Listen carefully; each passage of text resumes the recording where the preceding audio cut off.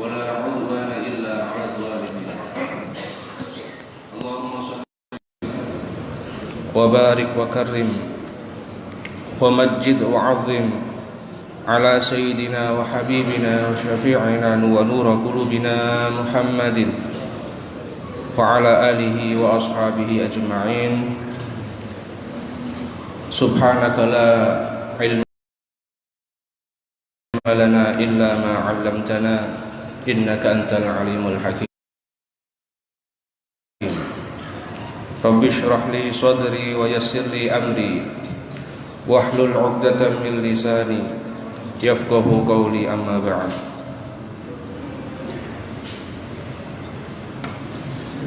Alhamdulillah, ungkapan rasa syukur kita haturkan kehadirat Allah Subhanahu wa taala atas berbagai macam nikmat dan karunia-Nya. Pagi hari ini Allah kembali hidupkan kita dari kematian yang sejenak untuk kemudian menyeru akan panggilan-Nya. Bersama-sama kita melaksanakan sholat subuh di rumah Allah, di Masjid Raya Baitur Rahmah. Sekaligus kita terus berikhtiar untuk mengindahkan sunnah-sunnah baginda Nabi Muhammad SAW, yaitu dengan melaksanakan sholat berjamaah. Ini merupakan salah satu nikmat agung yang saat ini Allah curahkan di dalam sisa-sisa kehidupan kita. Mudah-mudahan Allah Subhanahu wa taala terus-menerus memberikan kita hidayah, taufik, dan juga anugerah-anugerah lainnya berupa kesehatan dan kesempatan, sehingga kita bisa terus mengabdikan diri kepada Allah Subhanahu wa taala, menjadi tamu dari antara tamu-tamunya, berupaya terus memakmurkan masjid dan syiar agama Allah, sehingga ini akan menjadi sebuah kebiasaan yang baik yang bisa kita persembahkan untuk memenuhi kebutuhan spiritual dan batiniah kita, sehingga tiada yang lain, tidak ada yang bisa membuat hati kita bahagia kecuali dengan banyak berzikir dan mengingat Allah Subhanahu wa taala. Para jamaah yang dirahmati Allah Subhanahu wa taala, kalau kita mengamati dari berjalannya waktu, maka kehidupan ini tak ubahnya seperti orang yang sedang mengantri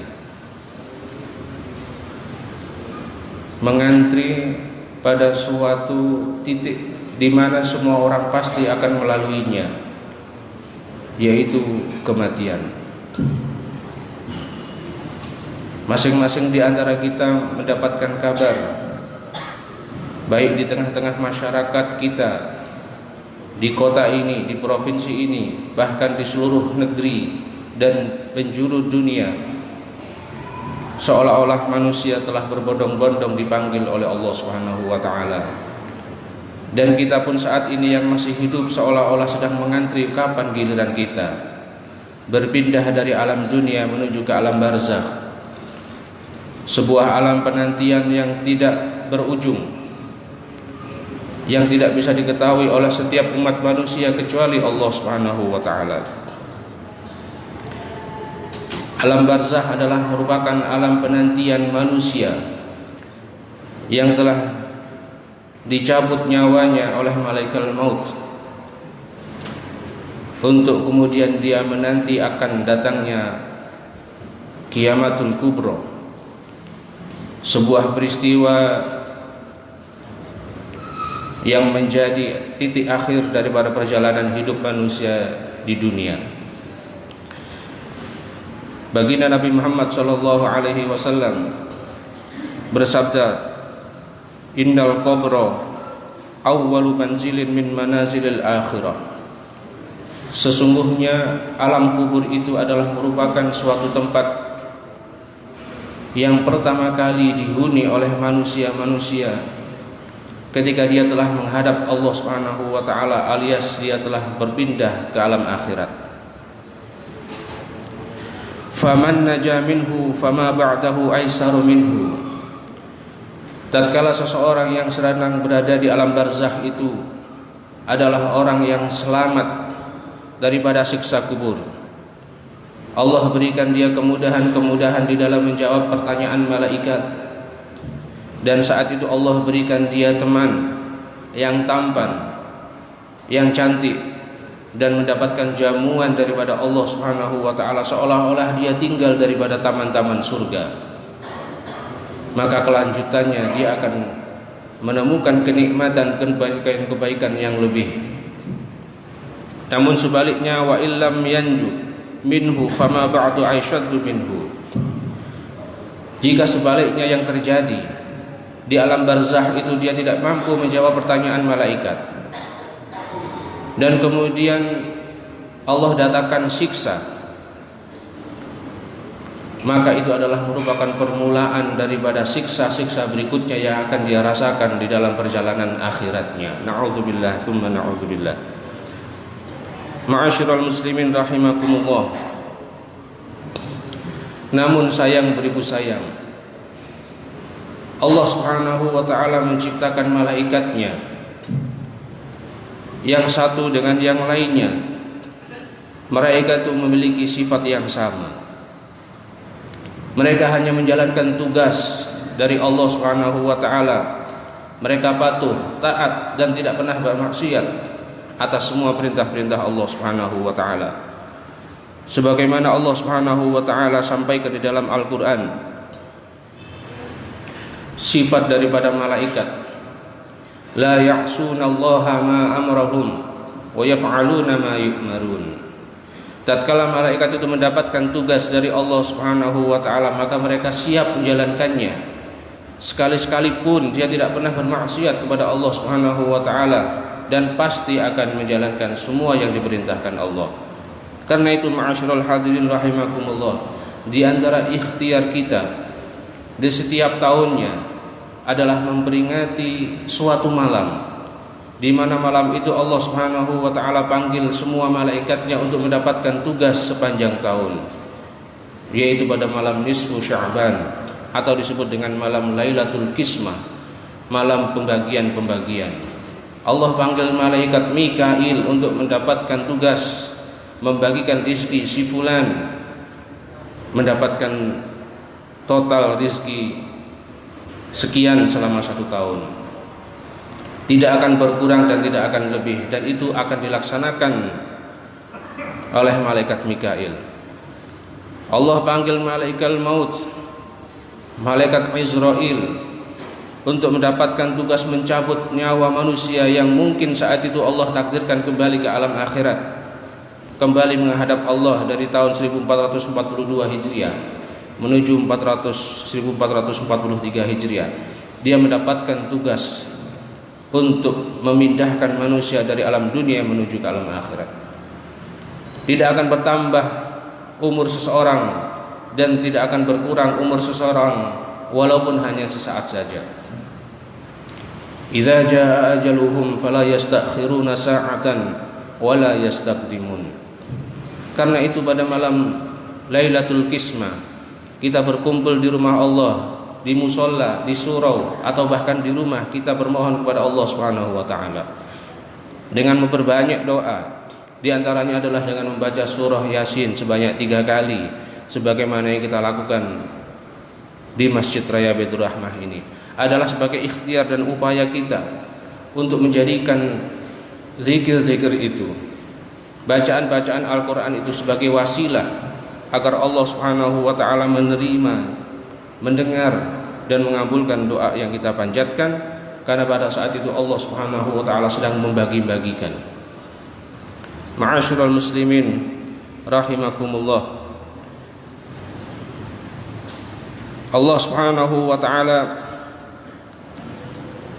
menciptakan manusia, menciptakan malaikat itu dengan sifat-sifat yang berbeda dengan makhluk yang lainnya. Mereka sangat patuh kepada Allah, tidak bermaksiat sedikit pun kepada Allah. Sehingga maaf jika seandainya malaikat tidak mengenal manusia yang tampan, manusia yang sehat, manusia yang kaya, memiliki jabatan, tatkala dia mendapatkan tugas untuk mencabut nyawanya, pasti dia akan lakukannya. Betapa banyak kita lihat orang-orang yang sehat dipanggil oleh Allah Subhanahu wa taala. Orang-orang yang tampan, orang kaya, bahkan pejabat sekalipun, jika memang saatnya dia harus berpindah ke alam akhirat, maka dia akan menjalani peristiwa tersebut. Sehingga diceritakan di dalam sebuah kisah yang pernah terjadi di zaman Nabiullah Sulaiman alaihissalam, ketika beliau sedang berceramah, mengadakan pengajian seperti halnya sekarang ini. Ada satu orang daripada sahabatnya, dia merasa ketakutan, dia merasa tidak nyaman tatkala ada satu di antara jamaah pengajian itu yang menyorotkan matanya dengan tajam, melotot dan menuju ke arahnya. Sahabat Nabiullah Sulaiman ini merasa tidak nyaman, dan beliau pun berbisik kepada Nabi Sulaiman, "Wahai Nabiullah Sulaiman, orang itu senantiasa melihat mukaku dengan sorotan mata yang tajam, berbeda dengan yang lainnya, fokus mendengarkan apa yang kau sampaikan. Karena aku merasa tidak nyaman, maka perkenankanlah aku meminjam kendaraanmu agar aku bisa pindah dari tempat ini secepatnya dan sejauh mungkin." Maka karena Nabiullah Sulaiman mengetahui akan hal ini dan apa yang dimaksud oleh sahabatnya itu, maka beliau pun memperkenankan kendaraannya yang berupa awan dan bisa berjalan secepat kilat itu untuk dinaikinya. Ketika sahabat ini menaikinya dan membawalah awan itu, kendaraan Nabiullah Sulaiman itu menuju suatu tempat yang sangat jauh, yaitu di sebuah pegunungan di Himalaya, di Everest, daerah Nepal. Diturunkan dia di sana di atas puncak gunung, dan dia sudah merasa tenang karena perjalanan sudah sangat jauh. Dia mungkin merasa dalam batinnya tidak akan bisa melihat orang tadi. Ternyata ma'asyiral hadirin rahimakumullah, orang tadi yang ikut duduk mendengarkan ceramah Nabiullah Sulaiman tadi ternyata sudah sampai duluan di tempat yang dituju oleh sahabatnya. Seraya mengatakan, "Nah," gitu ya, "benarlah yang disampaikan Allah Subhanahu wa taala, sesuai dengan catatanku." Akhirnya terjadilah percakapan, "Kenapa engkau sudah ada di sini? Bukankah engkau tadi di tempat yang sama denganku sebelumnya?" Dia mengatakan, "Aku adalah malaikat maut yang diberikan perintahkan oleh Allah Subhanahu wa taala untuk mencabut nyawamu. Akan tetapi aku heran, pada menit yang sebelumnya engkau masih berada di Palestina. Akan tetapi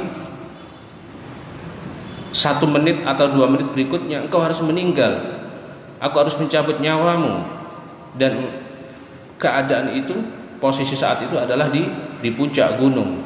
Karena itu malaikat merasa terheran-heran, kok masih ada di sini? Padahal sebentar lagi dia harus meninggal dunia dan tempatnya itu bukan di sini. Gitu. Maka benarlah yang difirmankan oleh Allah Subhanahu wa taala bahwa ajal itu tidak akan bisa mundur ataupun maju walaupun sesaat. Kita berupaya dan berikhtiar di dalam malam nisfu Sya'ban, berdoa sebanyak-banyaknya agar diberikan panjang umur, dalam keadaan sehat walafiat, diberikan rezeki yang lancar, yang barokah, dijauhkan dari segala musibah, dibebaskan dari segala macam cobaan. Kita bermohon pada Allah Subhanahu wa taala itu pada hakikatnya adalah memohon keberkahan, agar usia yang dianugerahkan oleh Allah terasa banyak karena banyaknya ibadah yang kita lakukan. Ma'asyiral muslimin rahimakumullah, jika memang demikian keadaan kematian, maka muncul sebuah pertanyaan. Kematian adalah merupakan misteri yang tidak ada seorang pun yang mengetahuinya. Kapan dia akan datang? Dalam kondisi apa dia akan menjemput kita? Dan di mana pada saat ajal itu datang kita berada? Tidak ada yang mengetahui. Karena itu maka kita persiapkan diri sebaik-baiknya agar pada saat kematian itu datang kita dalam keadaan yang baik, sehingga kita pun mendapatkan predikat husnul khotimah. Rasulullah sallallahu alaihi wasallam bersabda, "Fa innal umura kullaha bi khawatimiha." Ketahuilah bahwasanya segala bentuk urusan itu bergantung daripada akhirannya. Jika akhirannya baik, maka dia akan memperoleh kebaikan yang lebih baik. Jika seandainya akhir daripada kehidupan itu buruk, maka dia akan mendapatkan keburukan-keburukan selanjutnya. Untuk bisa menjadikan diri kita sebagai bentuk ikhtiar agar pada saat ajal itu datang kita termasuk orang-orang yang sedang berbuat kebaikan, maka jawabannya adalah melazimkan diri berbuat kebaikan, istiqomah di jalan Allah, membiasakan lisan berzikir kepada Allah, beristighfar dengan sebanyak-banyaknya atas segala bentuk kesalahan dan kekhilafan kita, bersolawat kepada baginda Nabi Muhammad sallallahu alaihi wasallam agar kelak ketika Allah panggil ruh kita, beliau hadir dan menuntun lisan kita mengucapkan kalimat tauhid, dan kita pun berhasil melalui ujian dunia ini dalam keadaan yang baik. Semua itu adalah termasuk perbuatan-perbuatan yang perlu kita istiqomahkan, sehingga disebutkan dalam sabda baginda Nabi Muhammad sallallahu alaihi wasallam, yamutul mar'u ala ma 'asha alaih. Matinya seseorang bergantung dengan perbuatan di masa hidupnya. Jika seandainya baik, maka harapannya dia akan mendapatkan kebaikan. Sebaliknya, jika seandainya lisan, telinga, mata atau organ tubuh yang lainnya tidak terbiasa melakukan kebaikan, maka dikhawatirkan dia akan meninggalkan dunia ini dalam keadaan yang tidak baik. Kita perlu melazimkan perbuatan baik ini agar senantiasa bisa menjadi keseharian kita. Suatu gambaran ketika Allah Subhanahu wa taala menunjukkan dalam perbuatan peristiwa di dunia ini, ketika kita mendapati ujian di sekolah umpamanya, maka tentunya tidak begitu penting awalnya, pertengahannya, akan tetapi yang sangat dipentingkan adalah akhirannya. Bagaimana ketika kita melewati ujian nasional, ujian akhir tahun, itu bisa kita lalui dengan baik. Syukur-syukur bisa meraih prestasi yang dibuktikan dengan nilai-nilai yang mendapatkan ranking pertama. Itulah yang diharapkan oleh orang-orang yang sedang menghadapi ujian akhir. Ketika seseorang itu bisa melazimkan kebaikan dan dia mendapatkan akhiran yang baik, maka seolah-olah dia telah mendapatkan kunci surga dari Allah Subhanahu wa taala. Bukankah kunci surga itu adalah miftahul jannah, la ilaha illallah. Pintu surga itu adalah kalimat la ilaha illallah. Jika seseorang meninggal dunia dalam keadaan la ilaha illallah, seolah-olah dia telah mendapatkan kunci untuk bisa masuk ke dalam surga pada saat Allah telah mempersilahkannya, pada saat Allah telah mengakhiri dunia ini dengan kiamatul kubra.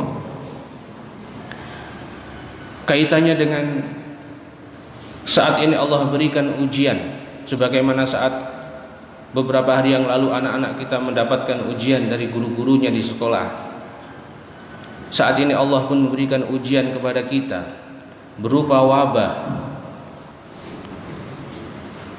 yang dengan keberadaannya banyak di antara saudara-saudara kita yang terpapar, yang tidak berada di masjid ini lantaran isolasi mandiri ataupun isolasi terpusat, atau bahkan dia harus masuk ke rumah sakit.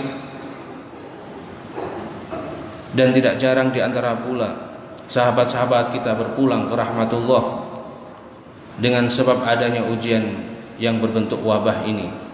Akan tetapi ma'asyiral hadirin rahimakumullah, Allah Subhanahu wa taala dengan rahmatnya dan kasih sayangnya memberikan ujian kepada kita ini sebagai bentuk ujian yang kecil.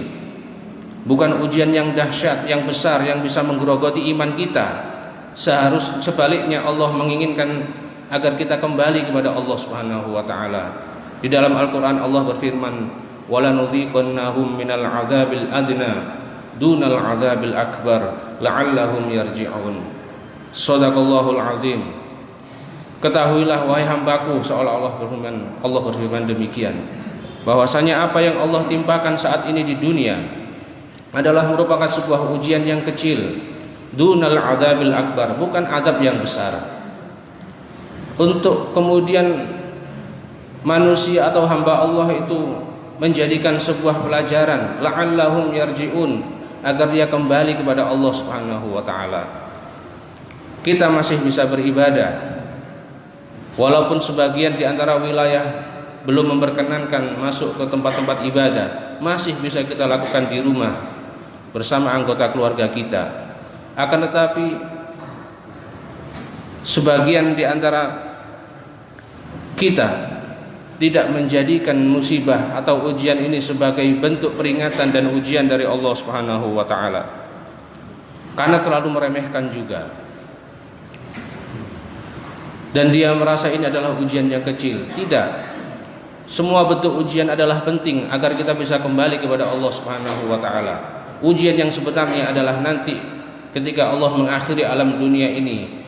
Ketika Allah firmankan di dalam suratul Waqiah, "Idza rujjatil ardu rajja wa bussatil jibalu bassa fakanat haba'am mumbatsa."